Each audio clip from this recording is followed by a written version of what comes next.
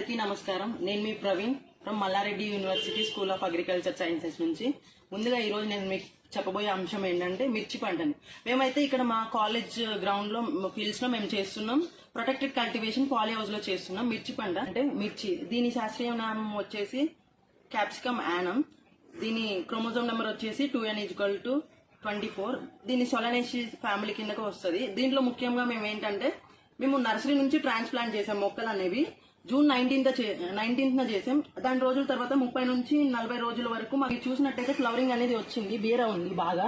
దాని తర్వాత 10 to 15 days ఆఫ్టర్కి మాకు ఫ్రూట్స్ అనేవి బాగా ఫామ్ అయినాయి. దీంట్లో ఏంటంటే మేము దీంట్లో బాగా ఏం చేస్తున్నాం అంటే ఆర్గానిక్ ఫార్మింగ్ చేస్తున్నాం కాబట్టి మేము దీనికి తామర పురుగు ఆశించింది. మేము దీనికి ఏం చేసామంటే ఆర్గానిక్ గా నివారించడానికి మేము నీమ్ ఆయిల్ అనేవి వాడాం.